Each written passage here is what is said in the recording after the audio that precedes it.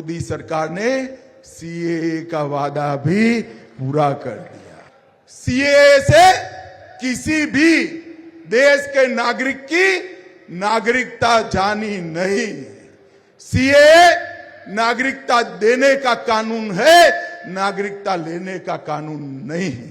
ये ओवैसी भी झूठ बोल रहे हैं, खड़गे भी झूठ बोल रहे हैं, राहुल गांधी भी झूठ बोल रहे हैं। बांग्लादेश और पाकिस्तान से हिंदू, सिख, बौद्ध, जैन भाई बहन आए हैं, उनको नागरिकता देंगे, ये लोग विरोध करते हैं। भाई और बहनों, अभी हमने कहा था कि हम सीएए लाएंगे। जो हमारे बांग्लादेश और पाकिस्तान से हिंदू, सिख, बौद्ध, जैन भाई बहन आए हैं, उनको नागरिकता देंगे, ये लोग विरोध करते हैं। मगर कल ही मोदी सरकार ने सीएए का वादा भी पूरा कर दिया। करोड़ों हिंदू, जैन, बौद्ध, सिख जो आसपास के देशों से आए थे, अफगानिस्तान से, पाकिस्तान से, बांग्लादेश से, उनको नागरिकता देने का काम कल नरेंद्र मोदी जी ने समाप्त कर दिया।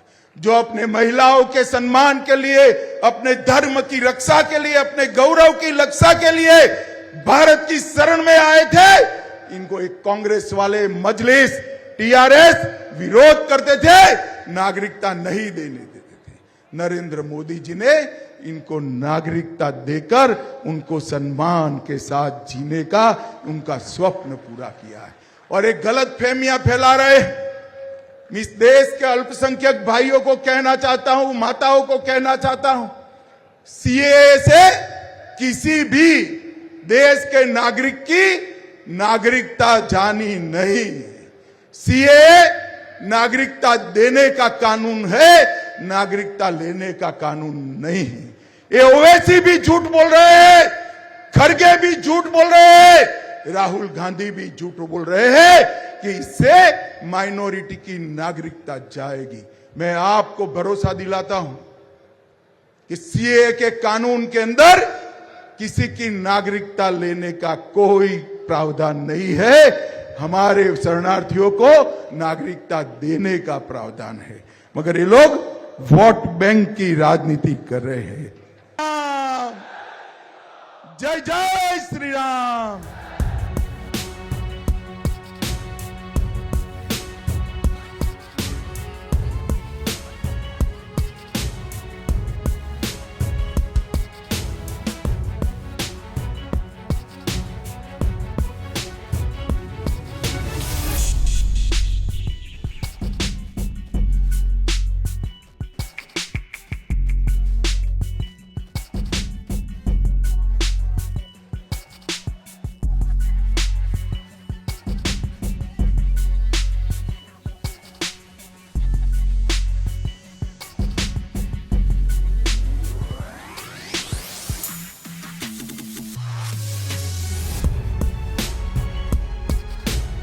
जिन्होंने दशकों पर देश पर शासन किया, वो देश की सुरक्षा को लेकर गंभीर नहीं रहे।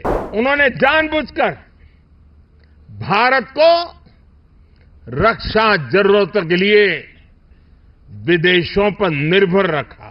रक्षा सौदों में घोटालों की चर्चा होती, उन्होंने एचएएल को बर्बादी के कगार पर पहुंचा दिया था। साथियों, आजादी के बाद से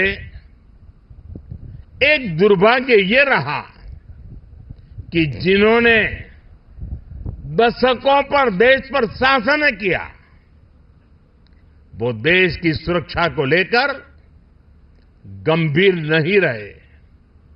हालत ये थी कि आजादी के बाद देश का पहला बड़ा घोटाला सेना में खरीद के दौरान ही हुआ। उन्होंने जानबूझकर भारत को रक्षा जरूरतों के लिए विदेशों पर निर्भर रखा। आप जरा 2014 से पहले की स्थिति याद कीजिए, तब क्या चर्चा होती थी। तब रक्षा सौदों में घोटालों की चर्चा होती थी। दशकों तक लटके रहे रक्षा सौदों की चर्चा होती थी। सेना के पास इतने दिनों का गोला बारूद बचा है, ऐसी चिंताएं सामने आती थी। उन्होंने हमारी ऑर्डिनेंस फैक्ट्रियों को बर्बाद कर दिया था। हमने इन्हीं ऑर्डिनेंस फैक्ट्रियों को जीवनदान दिया, उन्हें 7 बड़ी कंपनियों में बदला। उन्होंने एचएएल को बर्बादी के कगार पर पहुंचा दिया था। हमने एचएएल को रिकॉर्ड प्रॉफिट लाने वाली कंपनी में बदल दिया। उन्होंने करगिल युद्ध के बाद भी सीडीएस जैसे पद के गठन की इच्छा शक्ति नहीं दिखाई। हमने इसको जमीन पर उतारा। वो दशकों तक हमारे वीर बलिदानी सैनिकों के लिए एक राष्ट्रीय स्मारक तक नहीं बना पाए। ये कर्तव्य भी हमारी ही सरकार ने पूरा किया।